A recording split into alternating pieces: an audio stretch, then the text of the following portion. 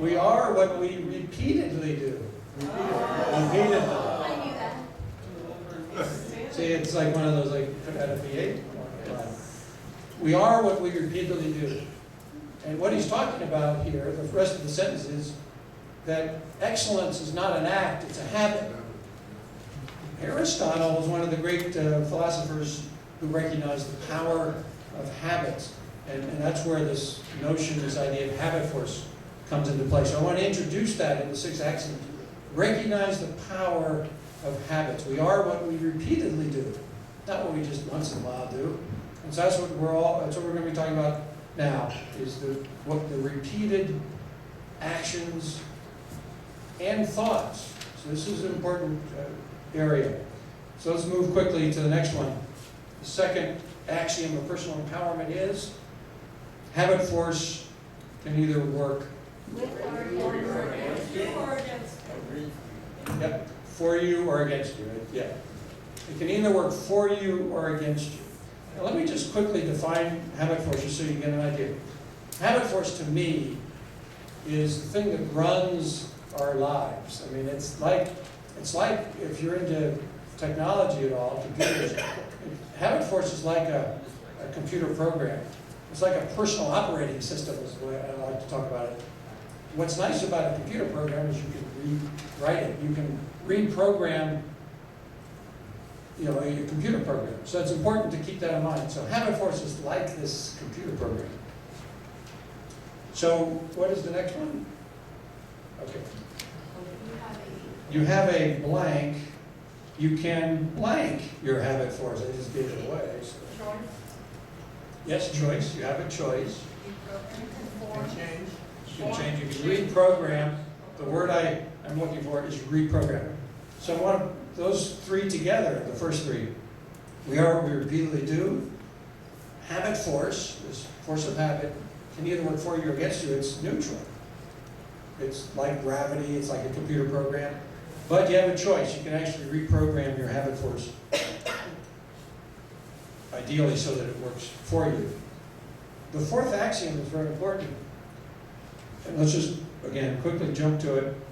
You can't blank what you don't blank. You can't change what you don't understand. You can't do what you don't do. No, someone said change. Change what you don't know. What you don't Understand. know or realize. I use realize. You can't change what you don't realize. And this is really critical because so much of what happens with habit force is it operates on autopilot. It operates on a level of below consciousness. And what you have to do is have these habits that we're going to talk about, that failure and success habits have, you need to have those things bubble up to conscious awareness so that you can change them. You can't change what you don't realize. And that's where people get frustrated. They want to lose weight, they want to exercise more, they want to do whatever, lose weight, they want to stop smoking, all those things.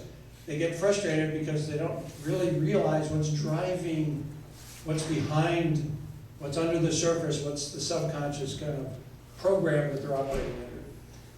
We get very comfortable with our habits, don't we? We're not just comfortable with the good habits, we're just comfortable with who we are generally, even when it's frustrating. So that's an important one. And I'll mention someone out of the movies, pretty good, well-known philosopher, I think, in the movies, Yoda. Yoda speaks to this. He says, should I do the voice? Yes. He says, named must your fear be before banish it you can. Named must your fear be before banish it you can. That was a terrible Yoda. But I should have been shorter.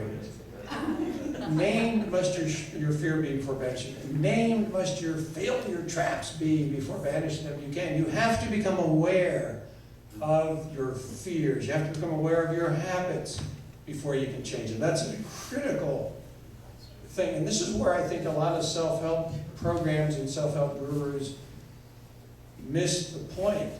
They recommend all these wonderful things we should be doing, and it's a little bit like stretching a rubber band, And, you know, you get all inspired and for a day or two, and you say, oh, I'm gonna do that, and then after about 3 days, the rubber band goes back to your old habits. The rubber band always goes back, so you have to break it, you have to cut the rubber band, you have to free yourself from that particular habit. So the only way to do it is become aware. You can't change what you don't realize. Let's move to the fifth axiom. This is critical. I want to read you a passage about this, but it takes a blank to replace a blank. Habit? A habit to replace a habit? Do I hear two habits? Yes. It takes a habit to replace a habit. This is again an axiom. This is just a truism. It's just something that we accept as true. It takes a habit to replace a habit. Let me read a quick passage from Napoleon Hill. Anybody know that name? Yes. Napoleon Hill, Think and Grow Rich, and some lots of other books. But he was also, this is, actually I read about the book. I came up with HabitForce just simply by kind of playing around with the force of habit. And I said, well, let's call it HabitForce. Turns out Napoleon Hill already called it that. Oops. He called it Cosmic Habit Force. Let me just read this, because it really is important for the whole program. All of us are ruled by habits. These are fastened upon us. His language is maybe a little old-fashioned here, but these are fastened upon us by repeated thoughts and experiences.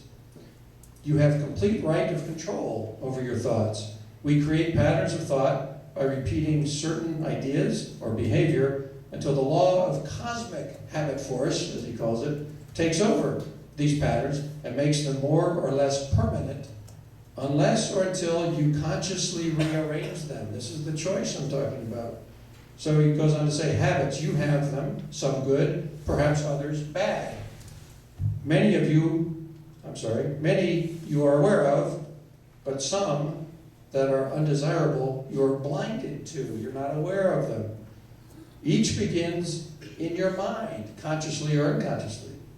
And each can be developed and neutralized or changed at will through the proper use of your mind. You have the power. You are ruled by your habits, and it ends with, it takes a habit to replace a habit.